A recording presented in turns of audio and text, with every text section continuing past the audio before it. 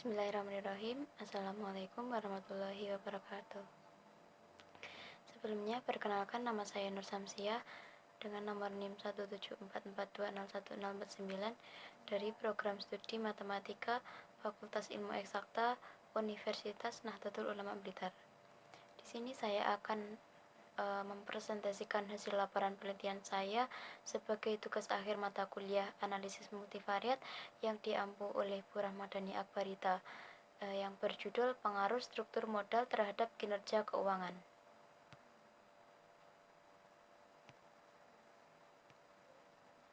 Pengaruh struktur modal terhadap kinerja keuangan terdiri dari 5 bab.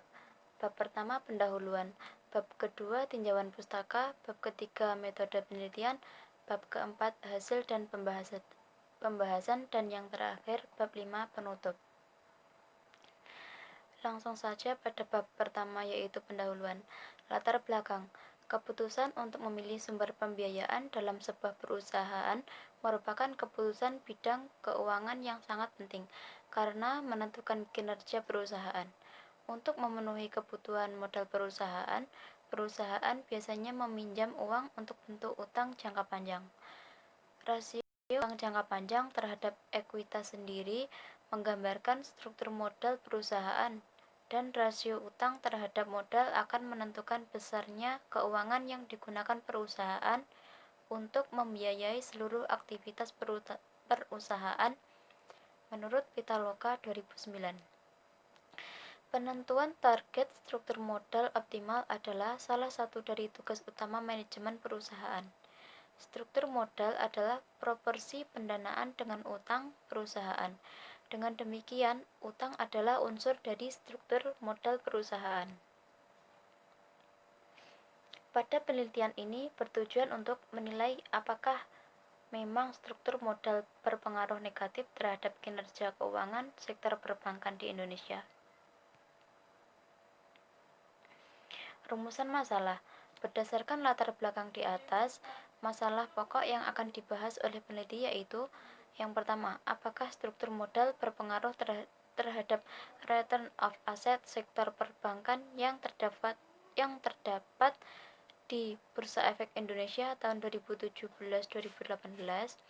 Yang kedua, apakah struktur modal berpengaruh terhadap return of equity sektor perbankan yang terdaftar di Bursa Efek Indonesia tahun 2017-2018. Yang ketiga, apakah struktur modal berpengaruh terhadap loan to deposit rasio sektor perbankan yang terdaftar di Bursa Efek Indonesia tahun 2017-2018. Selanjutnya tujuan. Berdasarkan uraian latar belakang masalah serta perumusan masalah, dapat ditetapkan tujuan dari penelitian ini sebagai berikut.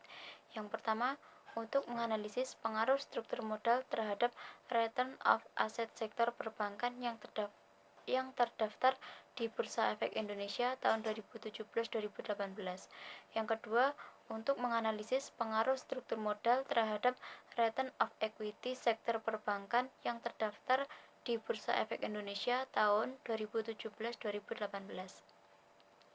Yang ketiga, untuk menganalisis pengaruh struktur modal terhadap loan to deposit rasio sektor perbankan yang terdaftar di Bursa Efek Indonesia tahun 2017-2018. Lanjut bab 2, yaitu tinjauan pustaka, terdiri dari 2 subbab. Yang pertama, landasan materi. A. Struktur modal. Struktur modal merupakan teori struktur modal modern pertama kali dimulai oleh Franco Modigliani dan Merton H. Miller pada tahun 1958. Menurut Gitman 2006 menjelaskan bahwa struktur modal merupakan kumpulan dana yang dapat digunakan dan dialokasikan oleh perusahaan, di mana dana tersebut diperoleh dari utang jangka panjang dan modal sendiri. Faktor-faktor yang mempengaruhi struktur modal. Yang pertama, ukuran perusahaan. Semakin besar ukuran perusahaan, maka kegiatan bisnisnya akan semakin terdiversifikasi dan aliran cash flow-nya semakin stabil. Yang kedua, keuntungan. Perusahaan yang memiliki tingkat keuntungan yang besar akan memiliki dana internal yang besar. Yang ketiga, pertumbuhan. Salah satu karakteristik yang dapat mewakili prospek masa depan perusahaan adalah pertumbuhan dalam penjualan. Yang keempat, resiko. Resiko bisnis suatu perusahaan adalah tingkat resiko dari operasi perusahaan apabila perusahaan tersebut tidak menggunakan utang. B. Kinerja keuangan. Menurut Kristani 2010 menyatakan bahwa kinerja keuangan perusahaan merupakan salah satu aspek penilaian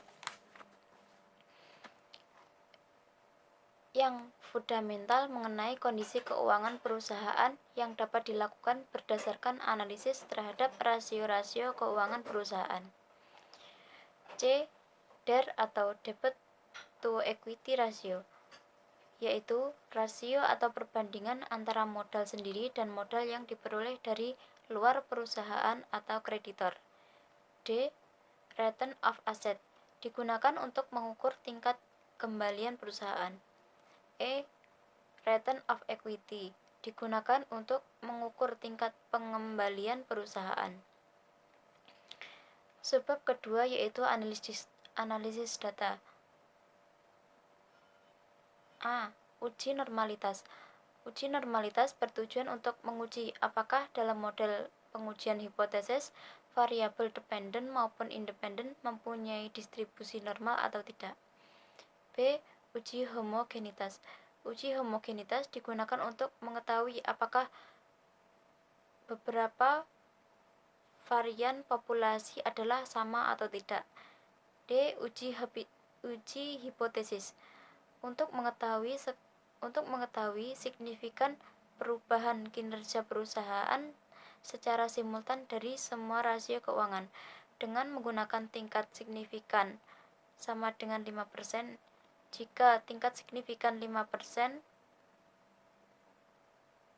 jika signifikan lebih kecil dari 5%, maka secara simultan variabel independen berpengaruh signifikan terhadap variabel dependen.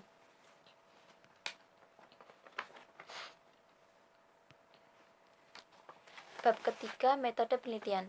Yang pertama, lokasi dan waktu pelaksanaan. Penelitian ini termasuk penelitian yang dilakukan pada suatu waktu tertentu dan time series.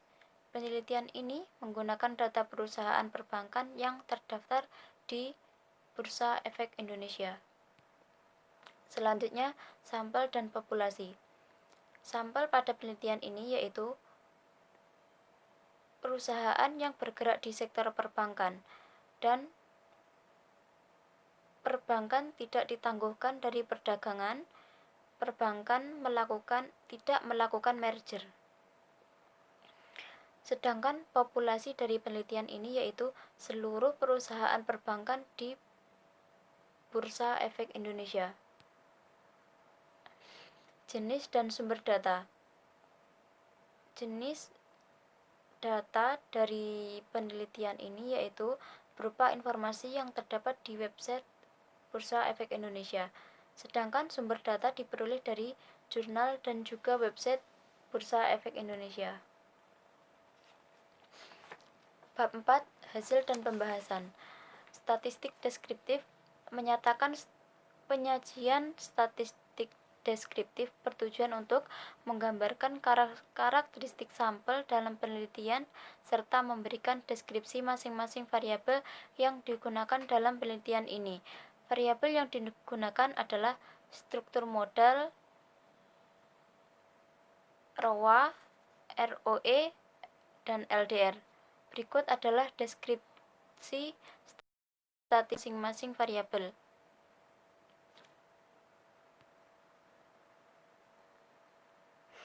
Hasil uji normalitas.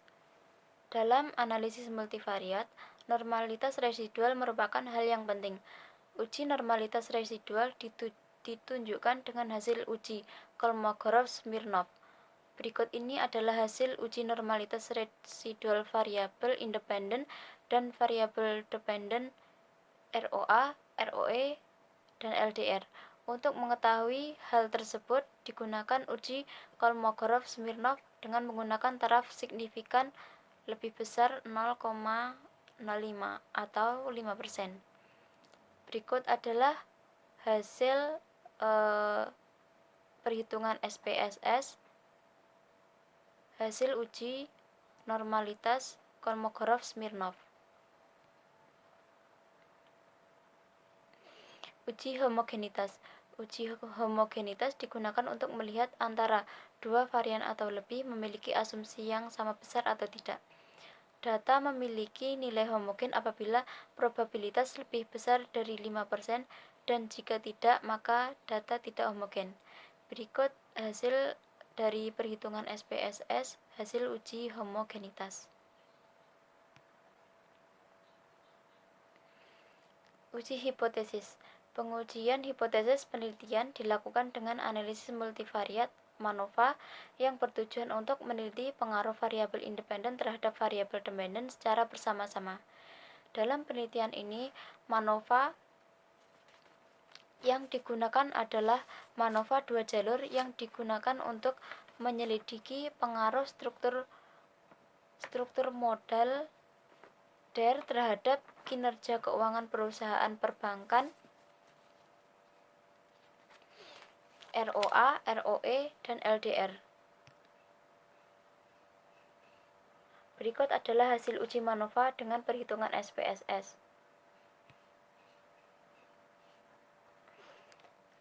Bab kelima yaitu kesimpulan. Dari hasil penelitian menunjukkan variabel DER berpengaruh signifikan terhadap ROA, ROE, dan LDR. Artinya setiap perubahan yang terjadi pada variabel independen, yaitu DER, akan berpengaruh pada ROA, ROE, dan LDR pada perusahaan perbankan yang terdaftar di Bursa Efek Indonesia tahun 2017-2018. Hal tersebut terjadi karena perusahaan perbankan bergantung pada dana pihak ketiga dari pihak ketiga yang disetor ke bank. Secara parsial, variabel DER berpengaruh signifikan secara positif terhadap ROA pada perusahaan perbankan yang terdaftar di Bursa Efek Indonesia tahun 2017-2018. Artinya, setiap peningkatan rasio debt to equity ratio akan menambah rasio return of asset. Variabel DER berpengaruh signifikan secara positif terhadap ROE pada perusahaan perbankan yang terdaftar di Bursa Efek Indonesia tahun 2017-2018. Artinya, setiap peningkatan rasio debt to equity ratio akan menambah rasio return of equity. Variabel DER berpengaruh signifikan positif terhadap LDR pada perusahaan perbankan yang terdaftar di Bursa Efek Indonesia tahun 2017-2018. Artinya, setiap peningkatan rasio debt to equity ratio akan menambah rasio loan to debt ratio. Sekian presentasi dari saya. Apabila ada kurang lebihnya, mohon maaf.